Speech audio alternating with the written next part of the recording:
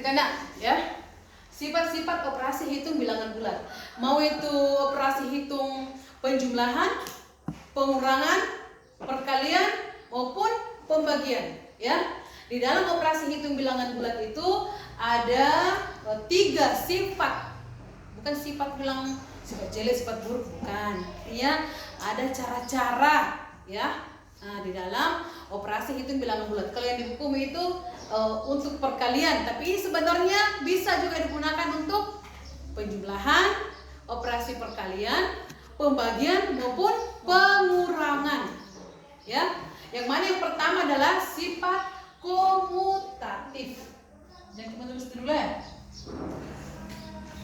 Perhatikan dulu. Sifat komutatif, ya. Sifat komutatif diperhatikan di bukunya. Bisa dilihat di bukunya. Sifat komutatif di sini sama dengan sifat pertukaran, ditukar-tukar tempatnya. Pertukaran.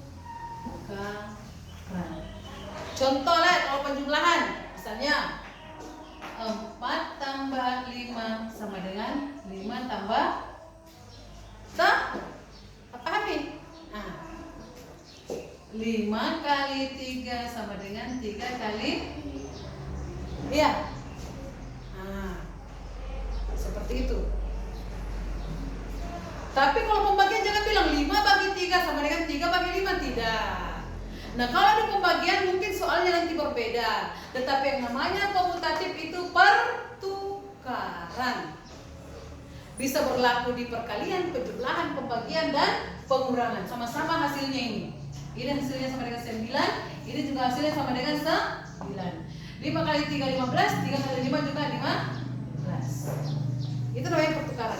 Kalau di buku kita ada contohnya, ya. Contoh perkalian di buku kita di situ. Negatif 5 dikali 4. Sama sih contoh. Negatif 5 dikali 4. Negatif kali positif, hasilnya negatif atau positif? Negatif. Iya, negatif. Kalau dibalik ini bisa ditukar tempatnya. 4 kali negatif. Bu, kenapa di dalam kurung itu negatif 5? Supaya bisa dipisahkan antara tanda kali dengan tanda negatif. Jangan bilang ini negatif atau kurang. Nah, makanya dikasih kurung, dikasih tanda pemisah supaya kita tahu, oh ini maksudnya ini negatif 5, bukan kurang 5. Lena? Nah, sama-sama hasilnya, yaitu negatif 2.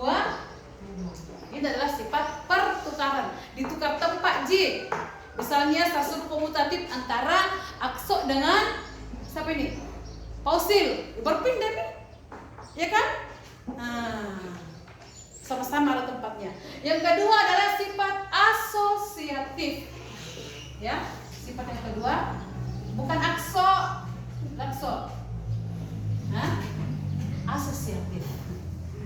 Asosiatif, ya. Apa itu sifat asosiatif? Coba diperhatikan di situ, nak. Ada di situ di buku tak.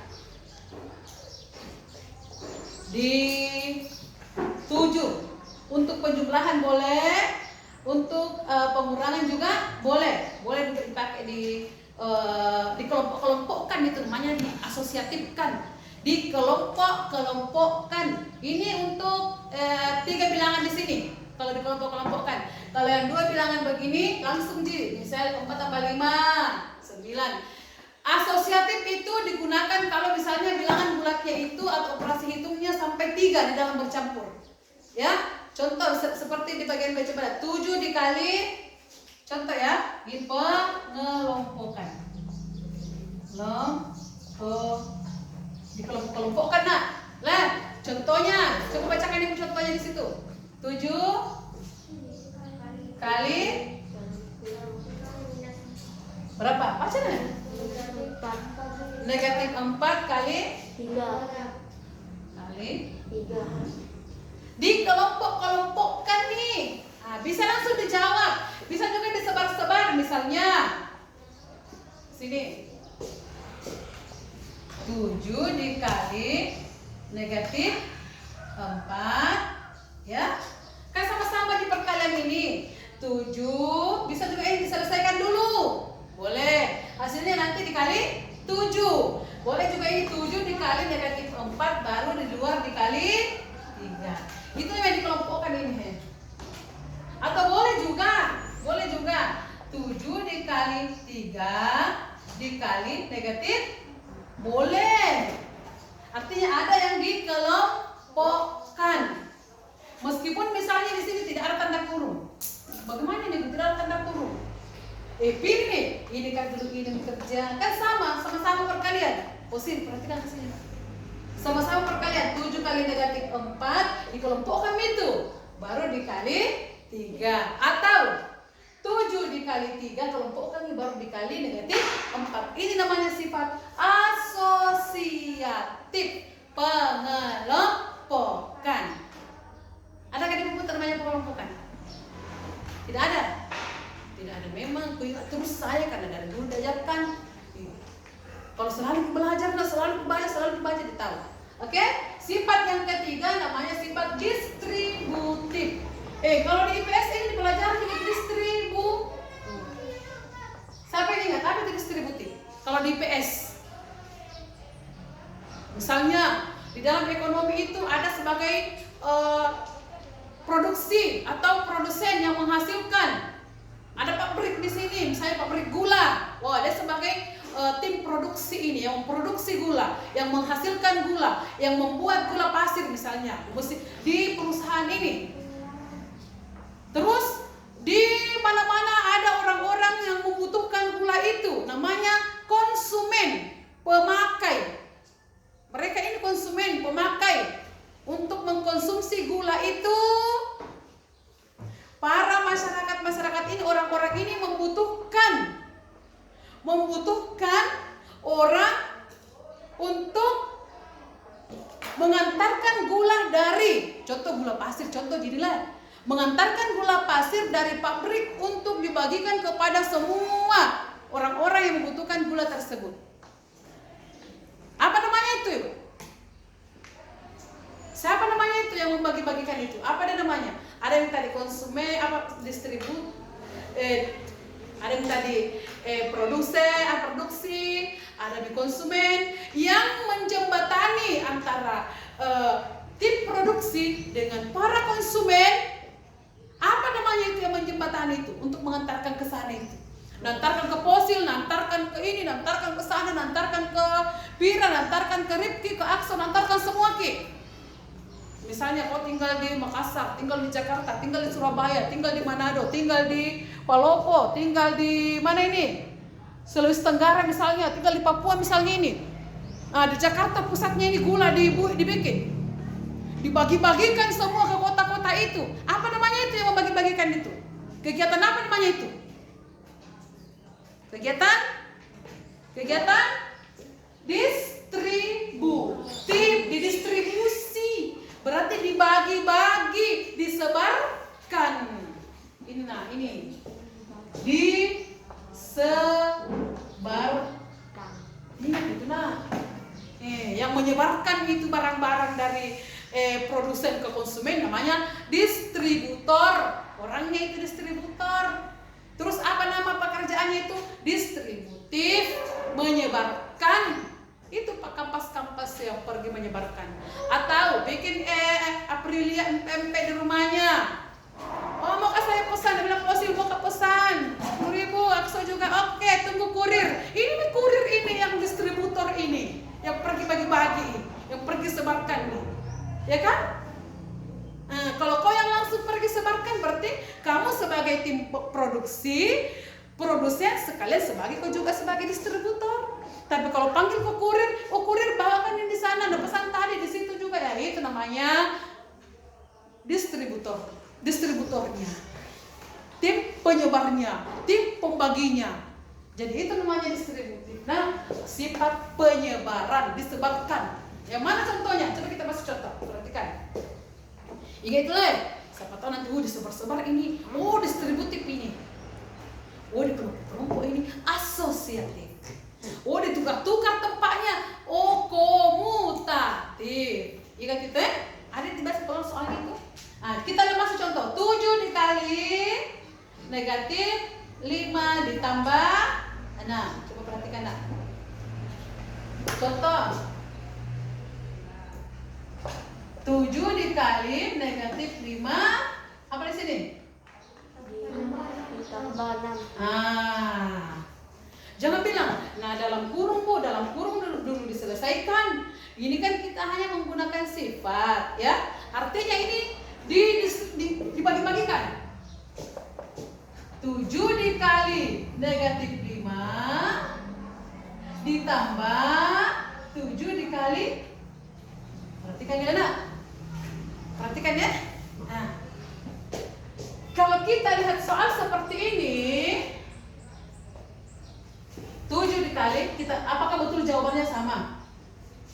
Yang mana kuat posisinya? Kali dengan tambah. Siapa yang masih ingat? Yang Ibu Guru jelaskan di WA. Yang mana kuat posisinya?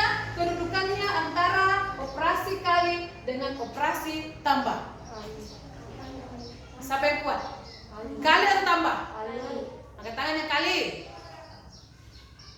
Angkat tangan yang kuat tambah. Nah, kalau Makfira kuat kali atau kuat tambah? Tambah. Oke, perhatikan ya. Jadi buka kembali nanti WA kalian atas simpan di video bahwa antara kali dengan tambah dikala tambah. Yang paling tinggi adalah kali dengan bagi. Sama-sama kedudukannya itu anggaplah akso dengan fosil. Dengan ini sama-sama itu di depan itu kali dengan bagi. Sedangkan yang kurang dengan tambah adalah Makfira dengan Naufal. Sama-sama dia itu dikala. Kecuali, ada tanda kecuali. Kecuali kalau operasi tambah atau operasi kurang berada di dalam kurung karena istimewa ini. Dikasih kurung ini. Pak, dikasih kurung ke saya ini berarti istimewa kayak ini. Maka di dalam operasi ini meskipun dikala tambah karena ada bagi paling di depan lagi. Nah ada kali. Di depan ini kali lagi. Harusnya dia dikasih duluan bukan kali apalagi di depan. Ini aku di dalam kurung ini. Kasih duluan nih karena di dalam kurung ini. Maka ditulis 7 kali. Berapa ini? Negatif 5 ditambah 6. Utangnya 5, uangnya 6. Utang lunas atau utang masih ada? Utang lunas atau utang masih ada? Utangnya 5, uangnya 6. Masih ada ke utangnya? Saya tanya dulu, masih ada ke utangnya? Tidak ada utangnya, berarti bukan negatif jawabannya itu. Pasti positif. Berapa sisa uangnya? Ya 1. Berarti di sini dikali 7 kali 1. Tapi kalau kita pakaikan sifat distributif, samakah? Coba lihat. 7 dikali positif kali negatif, hasilnya positif atau negatif? Positif kali negatif? Kasih keras apa? Nah, positif kali negatif? Ulangi, positif kali negatif? Negatif. Yang pastinya ada negatif di situ bercampur positif. Kalau itu positif, negatif.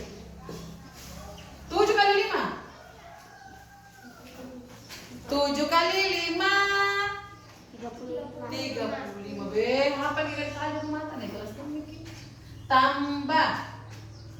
Mana? 7 kali 6 42. Utangnya 35, uangnya 42. Lunas atau masih ada utang?